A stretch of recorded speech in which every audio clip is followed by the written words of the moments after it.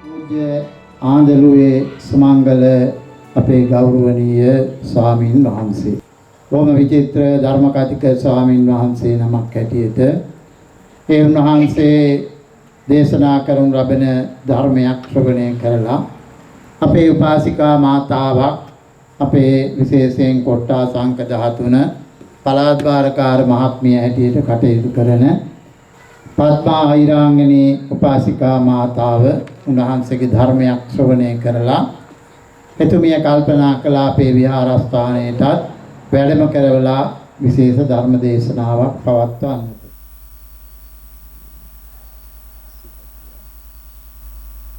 සමන්ත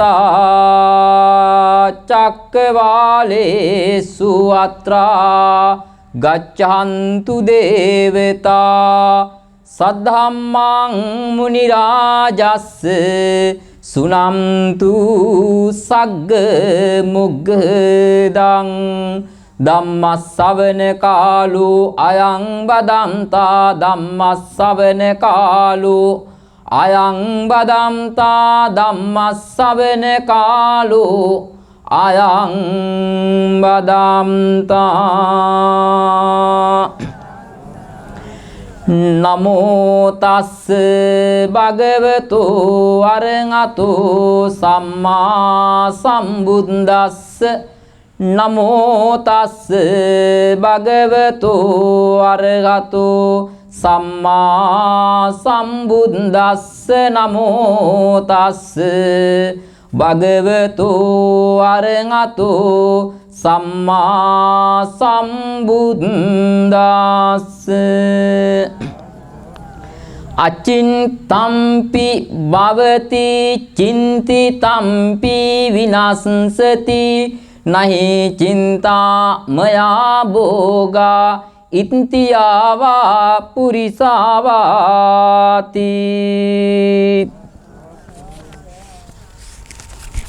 ප්‍රථම කොටම ගම්පහ දිසාවේ ප්‍රධාන අධිකරණ විනය කර්ම හා සංගණන කටයුතු පිළිබඳ ප්‍රධාන සංඝනායක මීගමුව හලාවත පුත්තලම් කුරුණෑගල සිව් දිසාවේ විශේෂ නියෝජිත සංඝ සභික විශ්‍රාමික විදුහල්පති ශාස්ත්‍රපති විද්‍යාපති මුළු දිවයිනටම සාම වෙනිසුරු බටහිර කටාන ශ්‍රී වර්ධනාරාම මහා විහාරය උතුරු කටාන ශ්‍රී ගංගාරාම පුරාණ විහාරය කඳවල ඇත්ගාල ශ්‍රී සුමනාරාම යන විහාරස්ථානවල විහාරාධිපති අවසරයි නම කියන්නට අතිපූජ්‍ය කරබේ සුමනතිස්ස ගරු කටයුතු නායක හිමිපාණන් වහන්සේ වරක් ප්‍රමුඛ විහාරවාසී ගරුතර මහා සංඝ රත්නයේ පාදාභිවන්දනාවෙන් යුතු අවසරයි සද්ධර්ම ශ්‍රාවක ගුණගරුක කාරුණික වූ බෞද්ධ පින්වත්නි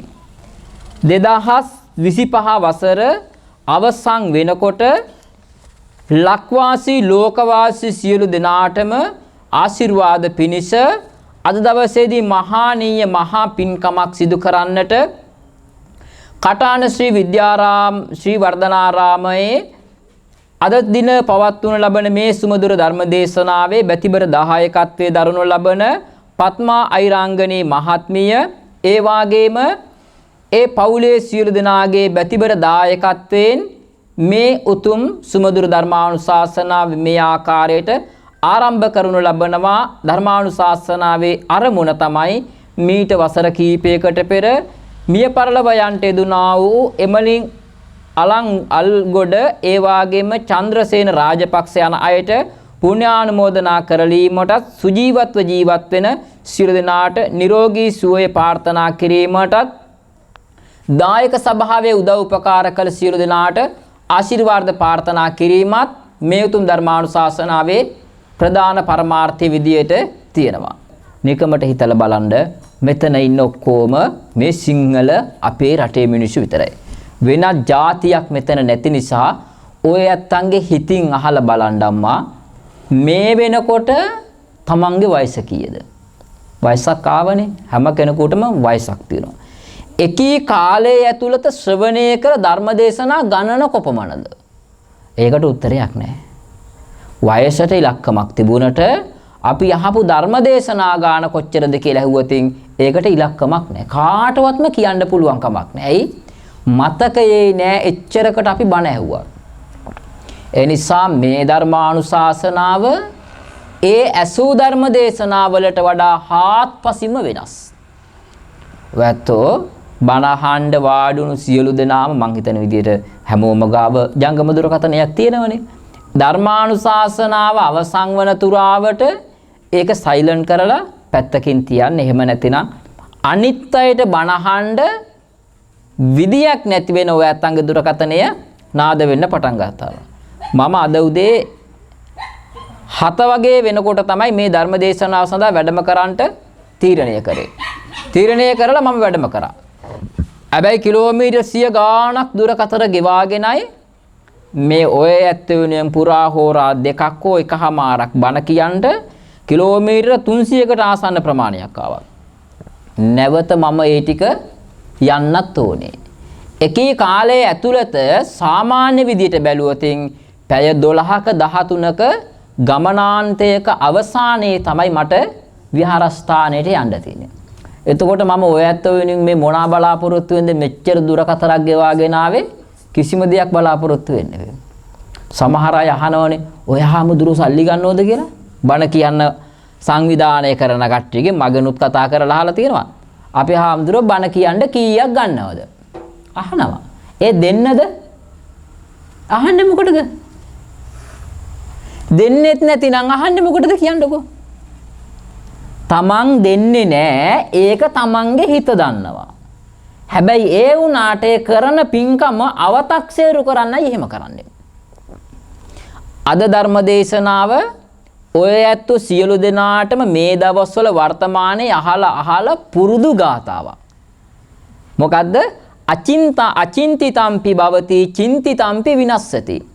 නහි චින්තා මයා භෝගා ඉත්‍යාවා පුරිසස්සවා.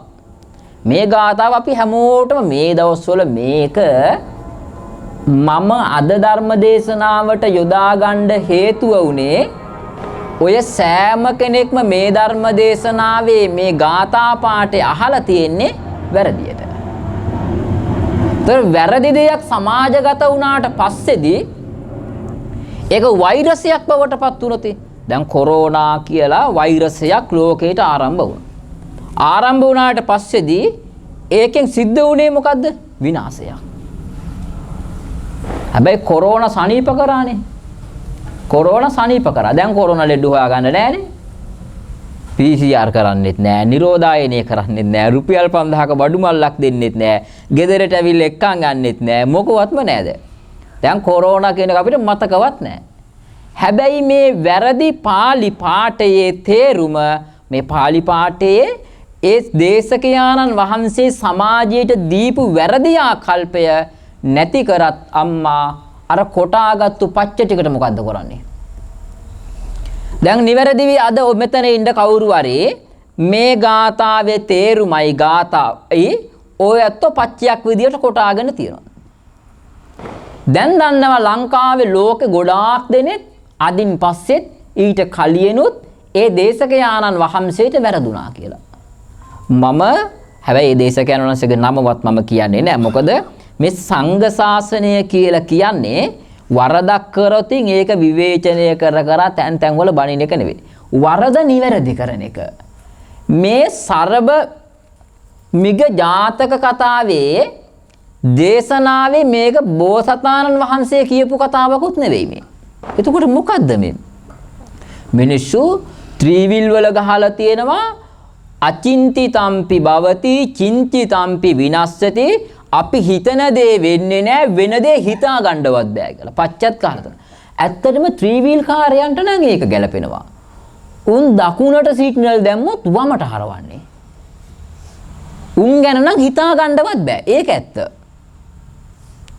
උන් කරන කියන දේවලුත් එක ත්‍රිවිල් වල ගහලා තියෙන වැකි ඒවා ධම්මපද පාළියේ තියෙන උතුම් ගාථා රත්න හා සමානව වැදගත් පාළි පාඨ ගහලා අදහස් ගහලා එහෙම තියෙනවා. හැබැයි මේ මිනිස්සුන්ගේ ජීවිතයේ එදා ත්‍රිවිල් එකේ අද ත්‍රිවිල් එකේ ලෝකයාට වැකියකින් දියුණු වෙන්න උපදෙස් දෙන මිනිස්සු එදා ත්‍රිවිල් දුවනවා අද ත්‍රිවිල් දුවනවා.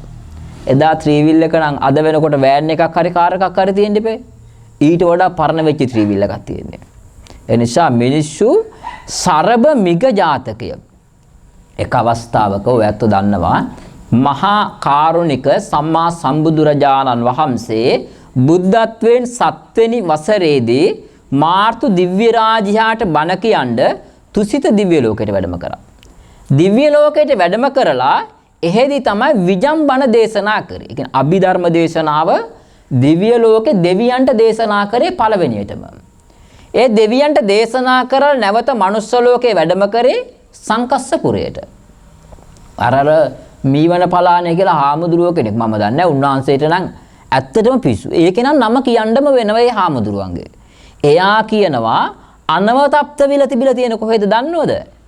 මේ ත්‍රිපිටකයේ මේ හාමුදුරුවෝ රහතන් වහන්සේලා මෙච්චර කාලයක් කිව්වේ අනවතප්ත විල තියෙන්නේ අපේ පියවි හැට පේන්නේ නැහැ කියලානේ. ඒක තියෙන්නේ හෝටන් තැන්නෙලු. ඒව අහන්න මිනිස්සු යනවා. දකුණ කියලා කියන්නේ මොකද්ද දන්නවද? දකුණ කියලා කියන්නේ කුණු දාන තැන දකුණලු. මිනිස්සු ඒවට සාදු කියනවා. සංකස්සපුර තියෙන්නේ සංකපාලවල. අපිට හරි ළඟයි පයින් යන දුර. සංකස්සපුර. කලන්දක නිවාපේ තියෙන්නේ අම්පාරෙලු. බුදුහාමුදුරුවෝ ඉපදුනේ බඹරගල කැලේලු. බුද්ධත්වයටපත් උනේ හිරිවඩුන්නේලු. මේ බුදුහාමුදුරුවෝ ලංකාවේ ඉපදුනා කියලා සමාජ මතයක් හදලා ලංකාවේ බුදුදහමට එක එල්ලේම පහර ගහන කණ්ඩායමක් තමයි මීවන පලානේ කියලා කියන්නේ. ඒක ප්‍රසිද්ධව බය නැතුව කරන ඒකේ නම් හාමුදුරුවන්ගේ නම කියන්නම සිද්ධ වෙනවා. සංකස්සපුරයට වැඩම කරා බුදුරජාණන් වහන්සේ මාතෘ දිව්‍ය රාජ්‍යයට බණ කියලා. බණ කියලා වැඩම කරාට පස්සේදී එතන වැඩ හිටියා සුවාසු දහසක් පිරිස. ලක්ෂ කෝටි ගාණක් වැඩ හිටියා. ඒ වැඩ ඉන්නකොට බුදුහාමුදුරුවෝ පළවෙනියටම සංකස්සපුරයට වැඩම කරලා පෘථග්ජන මිනිස්සුන්ගෙන් ප්‍රශ්න ඇහුවා. ඔය ඇත්තන්ගෙන් මම ප්‍රශ්න අහනවා නම් ඔය ඇත්තන්ගේ බුද්ධි මට්ටමට ගැලපෙන ප්‍රශ්නේ පෙය අහන්න. මම ඇහුවොත් එම සෝවියට් රුසියාවට හිට්ලර් ගැහුවේ කවද්ද කියලා මේ පුංචි ළමයි ඒව දන්නේ නැහනේ. වැඩිහිටි අත්තම්මලා සියලා දන්නවද? දන්නේ නැහැ. ඒතර ඔය ඇත්තන්ගේ බුද්ධි මට්ටමට ගැලපෙන්නයි ප්‍රශ්න අහන්න උනේ. එහෙම දෙවෙනි හෝරාවේදී මම ඔය ඇත්තන්ගෙන් ප්‍රශ්න අහනවා. එතකොට බලා ගන්න පුළුවන් ඔය ඇත්තන්ගේ බුද්ධි මට්ටම. සාරිපුත්ත හාමුදුරුවන්ගෙනුත් ප්‍රශ්න ඇහුවා. පළවෙනියෙන් පෘථග්ජන අයගෙන් ඇහුවා. සෝවාන් ඵලලාභී, සකු르දාගාමි, අනාගාමි, අරිහත්. ඊට පස්සේදී අහලා අවසානයේදී ප්‍රශ්න අහන්න ඉතුරුනේ කවුද? සාරිපුත්ත මහරහතන් වහන්සේ විතරයි. සාරිපුත්ත මහරහතන් වහන්සේ කියන්නේ ප්‍රඥාලාභී භික්ෂූන් අතරින් අග්‍රස්ථාන. ඊට වඩා ප්‍රඥාවක් බුද්ධ ශාසනයේ කිසිම භික්ෂුවකට තිබුණේ නැහැ. ඒ නිසා සාරිපුත්ත හාමුදුරුවන්ට පුළුවන්ලු කල්පයක් පුරාවට වැහැපු වැහි බින්දු ගාන කියන්න. දැන් ලංකාවට පහුගිය කාලේ ව්‍යසනයක් උනේ. සාරිපුත්ත හාමුදුරුවෝ හිටනම් කරන මෙන්න මේ ප්‍රදේශයට මෙච්චරක් වැසි වැස්සා, මෙච්චර වැහි බින්දු ප්‍රමාණයක් වැස්සා, ගම් පොළට මෙච්චරයි, මෙහෙම කළ වැහි බින්දු ගාන කියන්න පුළුවන්. ඒතර සාරිපුත්ත හාමුදුරුවෝ ගැන සියලු දෙනාම ඇහුවා මේසා දැනුමක් තියෙන මේ වගේ ප්‍රඥාවක් තියෙන මේ උත්තමයන් වහන්සේ කවුද? පෘථග්ජන මිනිස්සු දන්නේ නැහනේ. එතකොට කිව්වා මේ තමයි ගෞතම බුද්ධ ශාසනයේ දකුණ ශ්‍රාවක සාරිපුත්ත මහා රහතන් වහන්සේ. සාරිපුත්ත හාමුදුරුවෝ ගැන ඒ දවස්වල විශාල ගුණ කතා වුණා.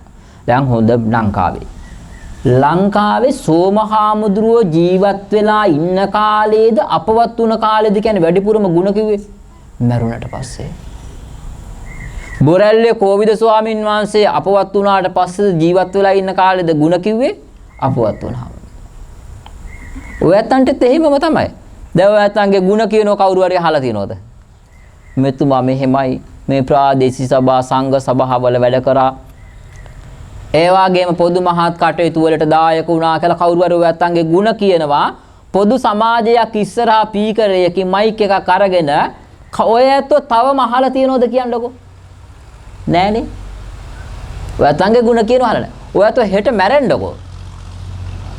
මැරෙන්නම ඕනේ ಗುಣ කියන්න. අපේ ලංකා ජන සමාජයේ ක්‍රමය එහෙමයි. සාරිපුත්ත හාමුදුරුවන්ගේ ගුණ උන්වහන්සේ ජීවමාන වැඩ ඉදීම අහන්න ලැබුණා.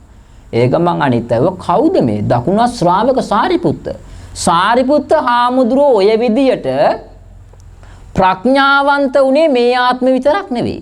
මීට පෙර ආත්මවල සාරිපුත්ත මහරහතන් වහන්සේ වෙනත් ආත්මවල උප්පත්තිය ලැබලා තියෙද්දිත් ඔය වගේම ප්‍රඥාවන්තයි.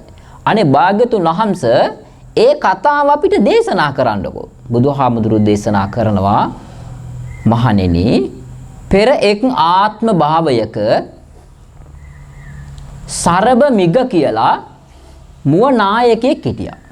මුවන්ටත් නායකයෙක් වෙනවා අපිට නෑ. හරි නිකමට හිතන්නකෝ සිංහල බෞද්ධයා වෙනුවෙන් පෙනී ඉන්න පුළුවන් නායකයෙක් කවුද ඉන්නේ දැන්? කවුද ඉන්නේ? කාටද කියන්න පුළුවන්ද අපි වෙනුවෙන් මෙයා පෙනී ඉන්නවා කියලා? කාටවත්ම කියන්න බෑ. බුද්ධ ශාසනයේ මේ භික්ෂුන් වහන්සේලාට අපිට නායකයෙක් ඉන්නවද කියන්නකෝ? බුද්ධ ශාසන අමාත්‍යාංශයක් තියෙනවද? තියෙනවා. ඒකට උනේ මොකද්ද? වෙච්ච දෙයක් නෑ. ඇමති කවුද බුද්ධ ශාසන? අපිට ඇමති කෙනෙක් නෑ. අපිට නායකයෙක් නෑ. හැබැයි තිරිසන් සත්තුට්ටත් ඉඳලා තියෙනවා. සරබ මිග මුව නායකයා. ඒ කාලේ ක්‍රමවේදයක් තියෙනවා. ඒක ලංකාවෙත් තිබුණනේ. රජ්ජුරුව ඇතුළු කොට ඇති පිරිස දඩයමේ යනවා. ඒක තමයි විනෝදාංශය. මිනිස්සු හරි කැමති විනෝදෙට පව් කරන්න. දැන් ඔය ඇත්තෝ හිතනවද මේ ඉන්න පිරිස ප්‍රමාණවත්ද ධර්ම දේශනාවක් ශ්‍රවණය කරන්න? ඔව් ප්‍රමාණවත්. බුදුහාමුදුරුවෝ මුලින්ම බණ කියනකොට හිටියේ 5 දෙනයි. බණ අහන්න හිටියේ 5 දෙනයි. මෙතන ඊට වැඩි සෑහෙන පිරිසක් ඉන්නවනේ. එතකොට ඔය ඇත්තෝ හිතනවද මේ පන්සලේ අද මේ වේදිකාවෙම සංගීතයක් ගානවා කිව්වා නම් මිනිස්සු කී දහක් මෙතන ඉඳීද? ඔය චෛත්‍ය පේසාවල උඩත් එක්ක ඉන්නවා. ඔය බැමි උඩත් එක්ක ඉන්නවා. ඇයි ඒ? මිනිස්සු පව් කරන්න කැමති. හැබැයි පින් කරන්න කැමති නෑ. පින් කරන්න කැමති නැති මිනිස්සු උපමාවකින් කියනවා නම් සුභාසිතය කියලා තියෙන්නේ. ඔයත් දැකලා තියෙනවා නෙළුම් මල් පිපිලා තියෙනවා මඩවලවල් වල. විලේ නෙළුම් මල් පිපිලා තියෙනවා. ඔය විලේ ගෙම්බෝ ඉන්නවනේ. ඔය ගෙම්බෝ කවදාකවත් නෙළුම් මල් සුවඳ විඳලා තියෙනවද?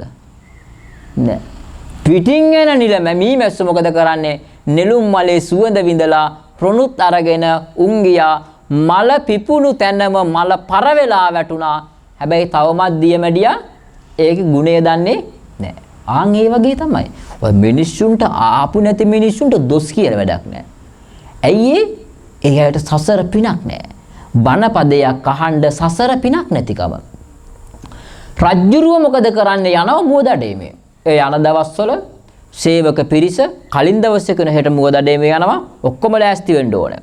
ඉතින් මිනිස්සු රාජපුරුෂයෝ, මැති ඇමතිවරු, රාජබටයෝ ඔක්කොම දුනු ඊතල අරගෙන සවස් කාලයේ සූදානම් කරගෙන උදේ පාන්දරින් යනවා කැලේට දඩේමේ. ඒ කැලේට දඩේමේ ගිහිල්ලා ඉවරුණාට පස්සේ ඒ දවස්වල මුවෝ දැක්කහම මුවාව කොටු කරනවා. ඒ කොටු කරලා ඉවරුණාට පස්සේදී මුවා කොතනින් හරි පැනලා දුවනවා. නැත්තම් කාගේ හරි ඊතල පාරකින් මුවා මැරෙනවා. මුවාට බේරෙන්න තියෙන්නේ මොකද්ද? මුවාට මුවා වුණොත් විතරයි. නැත්තම් ඊතලේ වදිනවා. ඒ නිසා මුවා මොකද කරේ? වටපිට බැලුව පණින්න කිසිම තැනක් නැහැ. හතර වටේම වට කරලා. එකම තැනකනේ තියෙන්නේ දුර්වලය කවුද? රජ්ජුරුව කියලා දැනගෙන රජ්ජුරුව ගාවින් පැන්නා. පැන්න ගමන් දැන් රජ්ජුරුව මොකද කරේ? රජ්ජුරුවන්ට ලැජ්ජයිනේ. ඇයි ඒ? රජ්ජුරුව ගායිම මුවා පැනලා ගියා. පැනලා ගිය නිසා රජ්ජුරුව මොකද කරේ? දුන්නයි ඊතල ටිකයි දාලා කඩුවත් අරගෙන මුවා පස්සෙන් පැන්නුවා. මුවා පස්සෙන් පන්නලා යොදුන් ගාණක් දිව්වා. ඒ දවස්වල මිනිස්සුන්ට දුවන්න පුළුවන්. දැන් කාලේ බෑනේ. දැන් මෙතන ඉඳන් අතෙන්ට ගියා නම් හතිය හැදිලා. ඇයි ඒ හතිය හැදෙන්නේ අපිට එච්චරකට? අපි කන්නේ බොන්නේම වසවිස. හැබැයි අපේ රටේ මිනිස්සු වස කන්නේත් අත් දෙක හොදගෙන. සෝසේජස් එක්ක සෝයදා සෝස් දාගෙන රයිස් එකක් ගෙනහල්ලා බත් කනවා. බත් කන්න කලින් අත හොදනවා. රයිස් කන්න කලින් අත හොදගත්තා. තියෙන්නේම වස. වස කෑවෙත් අත හොදගෙන. ඒ නිසා දැන් ඉන්න මිනිසුන්ට ශක්තියක් නැහැනේ. දැන් ඉන්න මිනිසුන්ට ශක්තිය නැහැ.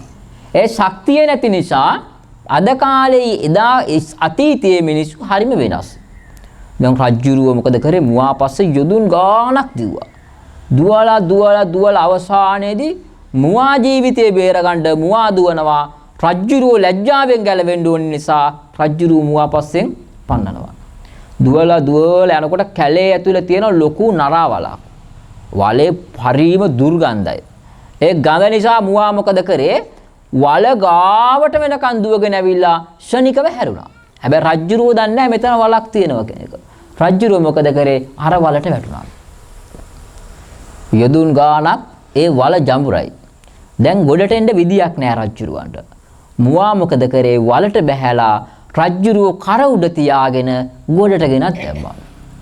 ගොඩට ගෙනත් දැම්මට පස්සේදී රජ්ජුරුව කල්පනා කරා මම මේ මුවා මරන්න ආවා. හැබැයි මුවා මරා ගන්න බැරි වුණා.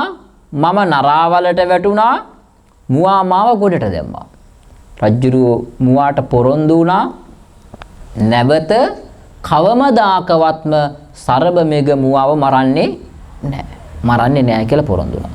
ඊට පස්සේ මම විතරක් නොමර හරියක් නැහැ.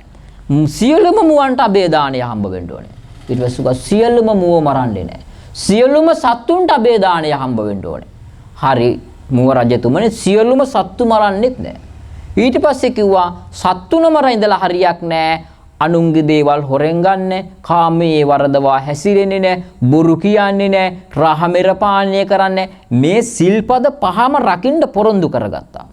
රජ්ජුරුවන්ට ඊට පස්සේ මුවා කියනවා මහරජතුමනි නුඹතුමා ගිහිලා නුඹගේ රාජ්‍ය ප්‍රදේශයේ අනබෙරයක් යවන්න හෙට ඉඳන් පන්සිල් කඩන්න තහනම්. අපේ රටේ ගියොත් මොකක් වෙයිද? පන්සිල් කඩන්න කියලා අනබෙරයක් යනවා. ඉස්සෙල්ලා මොකක් වෙයිද? මස් කඩ සේරම ටික වහන්න වෙනවා. මාළු ලෑලි සේරම වහන්න වෙනවා. ඒව කරන්න පුළුවන් දේවල් නෙවෙයි වර්තමානයේ. ඊට පස්සේදී අනුන්ගේ දේවල් හොරකම් කරන්නේ නැහැ. ප්‍රාදේශ සභා, පළාත් සභා, නගර සභා, පාර්ලිමේන්තු, රාජ්‍ය ආයතන ඉස්සෙල්ලාම වහලා දාන්න ඕනේ. උන් ඉස්සෙල්ලාම හොරකම් කරන්නේ. වැඩිපුරම හොරකම් කරන්නේ ඒ කට්ටිය. දැන් ගමේ සාමාන්‍ය මිනිස්සෙක් හොරකම් කරොත් කීයද? රුපියල් 1000යි, රුපියල් 5000යි. අරුන් හොරකම් කරන ගණන් අපි දන්නවද? උන්ගේ හොරකම් වලට දාලා තියෙන බින්දු ගාන, ඉලක්කම් ගාන අපි කියවන්න දන්නේ නැහනේ. ට්‍රිලියන ගානක්, මිලියන ගානක්, බිලියන ගානක් හොරකම් කරලා තියෙන්නේ. එතකොට ඒ ටික නතර කරන්න වෙනවා. තුන්වෙනි සිල්පදේ රකින්න රජ්ජුරුව අණ කරනවා. දැන්ට කවුද රජ්ජුරුව? ජනාධිපති අනුර දිසානායක. අණ කරනවා. එතකොට ලංකාවේ තියෙන සියලුම කාමර ඇත බෝඩ් ටික ගලවලා ඒ තැන්වල කාමර නැත ඒ වායේ වෙන මොනවා හරි ඇත කියලා බෝඩ් එකක් දාන්න වෙනවා. ඊට පස්සේ සම්බාන මධ්‍යස්ථාන සියල්ලම වහන්න වෙනවා. ඇයි තුන්වෙනි සිල්පදේ කඩන්න රජයෙන් අවසර දීලා නැතිනේ. එතකොට කාමයේ වරදවා හැසිරෙන්න ජනාධිපතිතුමා විසින් නියෝග කරලා අඬබෙරයක් යවනවා. නැත්නම් මාධ්‍ය මගින් දැනුම් දෙනවා. අපේ ලංකාවේ කරන්න පුළුවන් දෙයක් නෙවෙයි. හතරවෙනි සිල්පදේ කඩන්න එපා කියන්න පුළුවන් ද වර්තමාන මිනිස්සුන්ට බොරු කියන්න එපා කියලා? බොරු කියන්න එපා කියලා ලංකාවේ පාර්ලිමේන්තුවේ මිනිස්සුන්ට අපිට කියන්න පුළුවන්? බෑ. ඒ තමයි වැඩිපුරම බොරු. ඉස්සෙල්ලාම කිව්වා තහඩුවක් ගියත් ලක්ෂ 10යි කිව්වා. ඊට පස්සේ ගේ ඉඩමයි දෙකම නැතිනම් කෝටියයි කිව්වා. අනේ දැන් ලක්ෂ 5යිලු. දැන් ලක්ෂ 5කට අඩු වුණා. ඔයත් හිතන්නේ ඒක හම්බ වෙයි කියලාද? නෑ. ඒ හම්බ වෙන්නේ නැහැ. අපේ රටේ වැඩිපුරම ලංකාවේ විධායක ජනාධිපතිවරයා පාර්ලිමේන්තුව ඇතුලේ කියනවා ඇත්තනම් එළිය කියනවා බොරු නම් පාර්ලිමේන්තුවේ කියනවා කියලා. එතකොට හතරවෙනි සිල්පදය කඩන්න එපා කියලා රජුරවන්ට අණ කරන්න පුළුවන් කමක් නැහැ. පස්වෙනි සිල්පදය ලංකාවේ ආර්ථිකය එහෙම් පිටින්ම කඩාගෙන වැටෙනවා සුරාසැල් ටික වැහුවොත්. සිගරට් ලංකාවට ගෙන්නන එක නතර කරොත් ලංකාවේ ආර්ථිකය එක රැයකින්ම කඩාගෙන වැටෙනවා. ආයෙක ගොඩ ගන්න පුළුවන් කමක් නැහැ. එතකොට මේ සිල්පද පහ කඩන නිසා තමයි ලංකාවේ ආර්ථිකය ශක්තිමත් වෙලා තියෙන්නේ. ඔයත් හිතනවද ලංකාවේ මද්ද්‍රව්‍ය වෙනුවෙන් වියදම් කරලා ලැබෙන ආදායම විශාල ප්‍රමාණයක්. ඒ වගේම මුදලක් වියදම් කරනවා ඒ ලෙඩුන්ට බෙහෙත් කරන්න. ඒ ආයතන වලින් මේවට ප්‍රතිපාදන දෙනවා. දැන් ඔය ලංකාවේ රතු සීනි සුදු සීනි තියෙනවනේ. කොයි එකද හොඳ නැත්තේ? සුදු සීනි. මිලාඩු කොයි එකද? සුදු සීනි. හදන්න වැඩිපුරම වියදම යන්නේ මොකටද? ඒ සුදු සීනි. සුදු සීනි මිල වැඩියෙන් දාලා හදලා මිල අඩුවෙන් දුන්නාම ලංකාවේ දියවැඩියාව ව්‍යාප්ත වෙනවා. ඒ ආයතන වලින් අර වැඩි වෙන මිල ප්‍රමාණය ඒ ආයතන වලට ගෙවනවා. සුදු සීනි හදන්න තමයි මිල වැඩිපුර යන්නේ. රතු සීනි වලට එච්චර මිලක් යන්නේ නැහැ. මිල අඩුවෙන් දෙන්නේ මොකටද? සුදු සීනි. ඇයි ඒක ශරීරයට අහිත කරයි. අහිත කරාම මොකද වෙන්නේ? ලංකාවේ ලෙඩ්ඩු හැදෙනවා. ඒ නිසා ලංකාවේ කිසිම දවසක පන්සිල් පද 5 රකින්න කියලා කාටවත්ම නියෝග කරන්න පුළුවන් කමක් නැහැ. හැබැයි ඒ කාලයේදී මේ රජ්ජුරුව මොකද කරේ? අඬබෙර ගැහුවා පන්සිල් පද 5 කඩන්න තහනම්. කාලයක් ගියා. ගියාට පස්සේදී මිනිස්සු පන්සිල් රකින්න පුරුදු වුණා. රකින්න පුරුදු වෙලා දිව්‍ය ලෝකයට අධිපති දෙදෙව්ලොවට දේවති සක්කද්‍රේවේන්ද්‍රයා දිව්‍ය ලෝකෙ දිහා බලනකොට දිව්‍ය ලෝකයේ දෙවියන් පිරිස වැඩි වෙලා. ඊට පස්සේ බැලුවා ඇයි ඒ වැඩි වුනේ කියලා. වැඩි වෙන්න හේතුව මනුෂ්‍ය ලෝකයේ එක් රජ කෙනෙක් පන්සිල් රකින්න මිනිසුන්ට අණ කරලා තින්නේ. ඒ නිසා වැඩි වුණා. හැබැයි මේකේ සත්‍යතාවය දැක ගන්න එපා. ඒ දැක ගන්න ඕනි නිසා මොකක්ද? රජ්ජුරුවෝ ඊළඟ වතාවේ නැවත මුවදඩේමේ යන්න තීරණය කරා. අර පළවෙනි පාර මුවදඩේමේ ගිහිල් ඇවිල්ලා රජ්ජුරුවෝ පන්සිල් රකින්න අඬබෙර ගහන්නට කලින් දවසක් රජ්ජුරුවෝ දැන් ලැජ්ජයිනේ. මුවා අල්ල ගන්න ගියා. මුවා විසින් මොකද්ද කරේ? රජ්ජුරුවන්ව බේරලා දුන්නා. බේරලා දුන්නට පස්සේදී රජ්ජුරුවෝ කල්පනා කරා ඔය අචින්තිතම්පි භවති චින්තිතම්පි විනස්සති. නොසිතූ දේ වෙයි. හිතපු දේ නැති දෙයක් සිද්ධ වුණා. සිතූ දේ වෙනසෙයි. කවුරුවත් හිතුවේ නෑනේ. එයා හිතුවේ මොකක්ද? මුවා මරා ගන්න. හැබැයි මොකක්ද උනේ? රජ්ජුරුවෝ වලකට වැටුණා. වලකට වැටුණාට පස්සේ මොකක්ද උනේ? රජ්ජුරුවෝ හිතාගෙන ගිය දේ වෙනස් වුණා. නොසිතූ දෙයක් සිද්ධ වුණා. මොකක්ද? මරන්න ආපු කෙනා මැරෙන්න ගිය කෙනා විසින් මරන්න ආපු කෙනාව බේරගත්තා. ඊට පස්සේ කියනවා ස්ත්‍රියකට පුරුෂයෙකුට සිතූ ලෙසම වස්තුව නොලැබෙනවා කියලා. ඔය ගාථාව තියෙන්නේ. දැන් අපි අහලා තියෙන්නේ මොකද්ද? අපි හිතන දේ වෙන්නේ නැහැ. වෙන දේ හිතා ගන්නවත් බෑ කියලානේ. එහෙම එකක් බුද්ධ ආගමේ නෑ. අපි හිතන දේ වෙන්නේ නැත්නම් ඔයත් මේ පින් කරන්නේ මොකටද? ඔයත් දානමාන පූජා කරන්නේ මොකටද? මොනවා හරි දෙයක් හිතාගෙනනේ. ඔයත්න්ගේ ළමයි ඉස්කෝලේ ගිහලා විභාග ලියන්නේ මොකටද? ධම්මපද පාළියේ පළවෙනි ගාථාව මනෝපුබ්බංගමා ධම්මා මනෝසෙට්ටා මනෝමය. මනස මුල් කරගෙන තමයි හැම දෙයක්ම සිද්ධ වෙන්නේ. චේතනාහම් භික්ඛවේ කම්මං වදාමි. සිතුවිලි මුල් කරගෙන චේතනාව මුල් කරගෙන හැම දෙයක්ම සිද්ධ වෙන්නේ. හිතන දේවල් සිද්ධ වෙන්නේ නැත්නම් අපි මොකටද මේ පින් කරන්නේ? හිතන දේවල් සිද්ධ වෙනවා. ඒ වර්තමානයේ වැරදිගත් ලෙස සමාජ එක නිවැරදි කරන්නමයි මේ ධර්මානුශාසනාව පවත්වන්නේ. දැන් රජ්ජුරුව නිතර මේක කියනවා. අචින්තිතම්පි භවති චින්තිතම්පි විනස්සති නහි චින්තාමයා භෝගා ඉත්‍යාවා පුරිසස්සවා. මේක කියා ඉන්නකොට පුරෝහිත දවසක් රජ්ජුරුවන්ගේ සිරියහන් ගබඩාව ළඟට එනකොට ගබඩ දොරට සිරියහන් ගබඩාවේ දොරට නියපිටෙන් තට්ටු කරා. පට්ටු කරනම රජ්ජුරුව අර ගාතාව කියා තමයි හිටියේ. දොර ඇරියා. දොර ඇරපු ගමන් කව මහරජතුමනි එయ్య මුවදඩේමේ ගියා නේද? ඔව් පුරෝහිත මුවදඩේමේ ගියා. මුවදඩේමේ ගියාට පස්සේ රජ්ජුරුව ගාවේ මුවෙක් පැන්න නේද? ඔව් පුරෝහිත මගේ ළඟින් මුවෙක් පැන්නා. රජ්ජුරුව උගේ පස්සෙන් පැන්නුවා නේද? ඔව් මම පැන්නුවා. අල්ලගන්න බැරි වුණානේ. ඔයා මහරජ්ජුරුව නරාවලකට වැටුණා නේද? ඊට පස්සේ කිව්වා ලැජ්ජයිනේ කියන්නේ නැහැ නේ. ඊට පස්සේ කිව්වා මේක කැඩපතකින් බලාගෙන කියනවා වගේ කියනවා. ඊට පස්සේ කිව්වා ඔව් නරාවලකට වැටුණානේ. අර මුවා නේද ගොඩට ගත්තේ. ඊට පස්සේ කිව්වා ඔව්. එතකොට ගැහුවා උඹ ඊයේ මුවදඩේම යන්න ආවෙත් නැහැ. මම නරාවලට වැටුණු විත්තිය වෙන කවුරුවත් දන්නෙත් නැහැ. කොහොමද මේ ටික කිව්වේ? එතකොට ගයි උඹතුමා දැන් කිව්වේ අචින්තිතම්පි භවති චින්තිතම්පි විනස්සති නහි චින්තාමයා භෝගා ඉත්‍යාවා පුරිසස්සවා. ඇයි දැන් කිව්වේ? ඉතින් ඒකේ තේරුම ඔබතුමා කියනකොට මම තේරුම දැනගෙන ඉවරයි. බුදුමා ඔය ගාතාව කියනකොටම මම ඒකේ තේරුම දැනගෙනත් ඉවරයි. පිටස්ස කිව්වා ඒ කාරණාව ඇත්ත. රජ්ජුරුව හැබැයි සතුටු වුණා මොකක් නිසාද? රජ්ජුරුව ආශ්‍රය කරන්නේ ප්‍රඥාවන්තයෙක්. අපිට ආශ්‍රය කරන්න ප්‍රඥාවන්තයෝ නෑනේ. අපි හිතාගෙන ඉන්න අපි මහා දැනුමක් තියෙන ප්‍රඥාවන්තයෝ කියලා. මේ බණ කියන මම වුණත් මේ බුදුදහම සප්ත මහා සාගරයකට සමානයි නම් මම ඒක එක දිය බිඳුවක් තරම්වත් මම දන්නේ නෑ. මේ ලෝකයේ මේ උතුම් බුදුදහම මහ පොළවට සමානයි නම් මම ඒක එක වැලි කැටයක් තරම්වත් මම දන්නේ නෑ. ඒක නිහතමානීකමනේ. මම දන්නේ නෑ කියන එක මම පිළිගන්නවා. පර කාරණා හතරක් තියෙනවා. දන්නේහිද, දන්නා බව දන්නේහිද. යමක් දන්නවා ඒ තමන් ඒ දන්න දේ දන්නවා කියලා දන්නවා. දෙවෙනි කාරණාව පඬිතේ.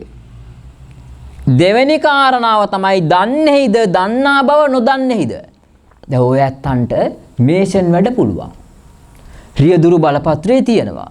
ඒක සාක්කුවේ දාගෙන කුලි වැඩට යනවා. මේෂන් වැඩ කරන්න පුළුවන්. කාගේ හරි ගිහිල්ලා උදළු ගන්නවා. තමන්ට මේ ශිල්පය දන්නවා කියන එක තමන් දන්නේ නැහැ. අර මම දැක්ක පහුගිය දවසක පොල් කඩන මිනිස්සු. වෘත්තියෙන් පොල් කඩන කෙනෙක් කියලා. එයා කවි කියනවා සාමාන්‍ය විදියට ඒව අහගෙන හිටියොත් ඒ කටහඬ උපමා කරන්න පුළුවන්. අපේ ලංකාවේ සෑමගේම හදවත් නිමපු අලවතුරේ විජිතවංශ කිවිඳුන් කියලා ඉන්නේ. ආන්ගේ කටහඬ හා සමානයි. රස්සාව මොකද්ද? පොල් කඩන එක. හැබැයි එයාගේ කටහඬට මිනිස්සු වසී වෙනවා. එයා දන්නේ නැහැ එයාට එහෙම හැකියාවක් තියෙනවා කියලා. ඒ නිසා එයා මොකද කරන්නේ? කවිත් කියනවා. හැබැයි රස්සාව පොල් කඩන එක. එයාට බැයිද gedara පවුලේ ඉන්න අයට සමුදීල මහාන වෙලා මේ බුද්ධ ශාසනය වෙනුවෙන් ඒ කටහඬ කැප කරන්න පුළුවන්. හැබැයි එයා දන්නේ නැහැ. තුන්වෙනි කෙනා තමයි නොදන්නේහිද, නොදන්නා බව නොදන්නේහිද. එහෙමයි තමයි ගොඩක් ඉන්නේ. ගොඩාක්ම ඉන්නේ තමන් දන්නෙත් නෑ, මෙලෝ සසරක් දන්නේ නෑ. හැබැයි තමන් දන්නේ නෑ කියලා තමන් දන්නෙත් නෑ. ඒ නිසා දන්නවා වගේ රඟපානවා. ඔක්කොටම වඩා මම තමයි මේක කෙරුවා. මට ඉහළින් යන්න පුළුවන් කවුද? මගෙන් අහන්න නැතුව කරන්නේ කොහොමද? එහෙම හිතාගෙන ඉන්නවා. ඔය සමහරක් පන්සල් වල මේ පැතිවල කොහොමද කියන්නේ මම දන්නේ නෑ. මහා උපාසකම්ම කියලා ගෑණියක් ඉන්නවා. ඇවුන්ද බහාමුදුරෝ බණට යන්න කලින් හාමුදුරුවන්ට බණ කියන විදිය කියලා දෙනවා. ඔය මහරගම පැත්තේ පන්සලක පොඩි හාමුදුරුව කෙනෙක් සිවුරු වරලාවා. ඒ හාමුදුරුවෝ සිවුරු වරින්න හේතුව උනේ ඒ පන්සලෙන් පොඩි හාමුදුරුවෝ නගරයට යනවනම් කඩේට යනවනම් භාණ්ඩාගාරික සභාපති ලේකම් 3 දෙනාගෙන් අවසර ගන්න ඕනිලු. එවුන් කවුද? උන් සභාපති උනේ කොයිද? පන්සලේ. පන්සල පවතින්නේ මොකක් නිසාද? ස්වාමින් වහන්සේලා හින්දා. දැන් මම මෙතනට ආවට පස්සේ දැක්ක අපේ අර එක ස්වාමින් වහන්සේ කෙනෙක් කීප නමක්ම හිටියා. උන්වහන්සේලා පුදුම කැපකිරීමක් කරනවා මේවා මේ කලමනාකරණය කරන්න. බුද්ධ ප්‍රතිමාව මෙතෙන්ට කොඩි ටික දාන්න ඕනේ, මෙහෙම ආසනය මෙහෙම තියන්න ඕනේ. අපි අපේ අර මාධ්‍යවේදී අපේ මේ වීඩියෝ ගත කරන මහින්ද තේරසිංහ මහත්මයාත් එක්කත් අපි කතා වුණා. ඒ ස්වාමීන් වහන්සේලා පුදුම කැපකිරීමක් කරනවා මේ පින්කම වෙනුවෙන්. එහෙම ඒවා දකින්න අපිට නෑ. හැබැයි අර හාමුදුරුවෝ යනකොට අර 3 දෙනාගෙන් අවසර ගන්න ඕනලු. අවසර අරගෙන මං කව පොඩි හාමුදුරුවෝ ඉතින් ඒ කාලේ පොඩි හාමුදුරුවෝ මං කව පුතා ඉතින් නිකම්ම දාවේ කියලා. ඔව් හාමුදුරුවනේ මම මුකුත් ගෙනාවේ නෑ, මං නිකම්ම ආවා කිව්වා. මං කව එහෙම එකක් නෙවෙයි. උඹ නිකම්ම දාවේ කියලා මම අහන්නේ ඇයි ඔබ අරුන්ට ගහලා ආවේ නැත්තේ කියලා ඇහුවා. ගැහුවේ නෑ කිව්වා. උන් ඊළඟ එන හාමුදුරුවන්ටත් ඒ නීති මාලාව දානවා. හාමුදුරුවන්ට බණ කියන්න ඕනි විදිය, කොයි ගෙදරටද යන්න ඕනි, කොයි ගෙදරටද එපා, එහෙම උපදෙස් දෙන ගෑනු ඉන්නවා. පන්සලේ යතුරු කරල්ල ඉනේ ගහගත්තු ගෑනු ඉන්නවා ලංකාවේ.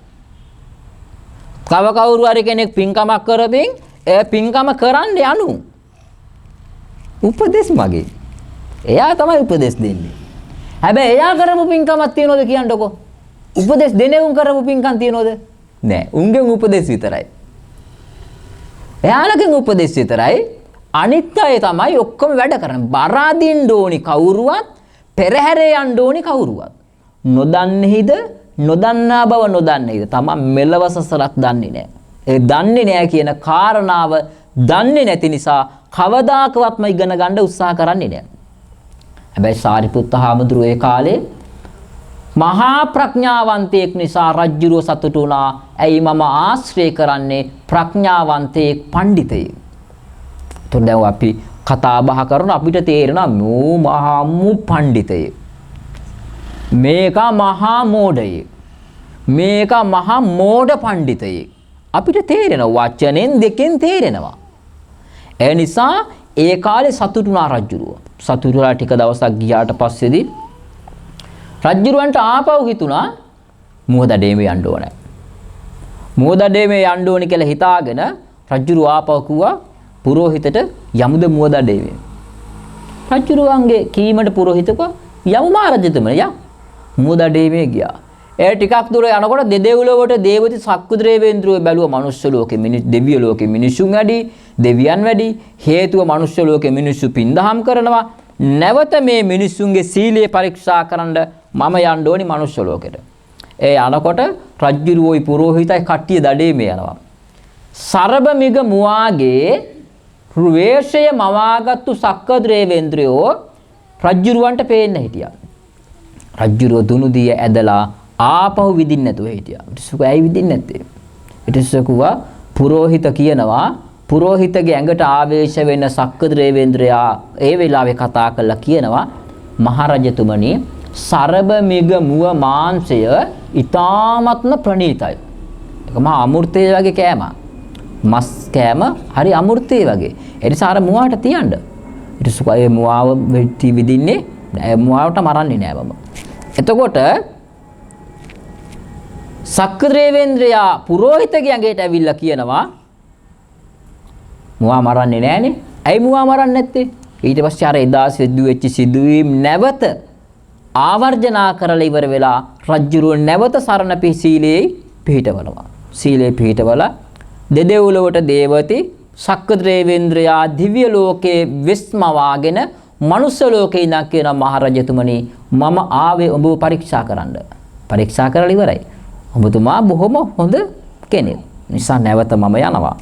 ඒ නිසා අර කොයිම වෙලාවකවත්ම දුන්නු අවවාද අනුශාසනා කාලයක් යනකොට අමතක වෙන්න පුළුවන්.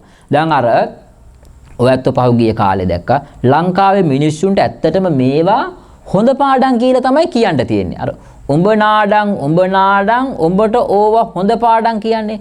ඔයත් දැක්කද අනුරාධපුරේ ජයශ්‍රීමා බෝධිය බාර කපුවා කියලා එකේ. පහුගිය කාලේ. උගේ ළඟ ඉබ්බෝ හිටියා. ඉබ්බ මරන්න අර බකට් එකකට බැරල් එකකට දාගෙන ඉන්නවා. ඊට පස්සේ කියනවා මේ ඉබ්බෝ ටික ඔක්කොම වැවටගෙන දාන්න ඉන්නේ උන් ටිකලු. මේ වත්තේ මේ ඇවිදින හින්දලු මේ බකට් එකකට දාගෙන ඉන්නේ. උස තාප්ප බැඳලා තියෙන්නේ. ඒ තාප්ප වලින් පැනලා ඇවිල්ලානේ අර ඉබ්බෝ ටික. ඉබ්බෙකුට තියා ඒකෙන් රිලෙවෙකුටවත් පනින්න බෑ. මහා පුදුමාකාර ඉබ්බෝ අනුරාධපුරේනේ.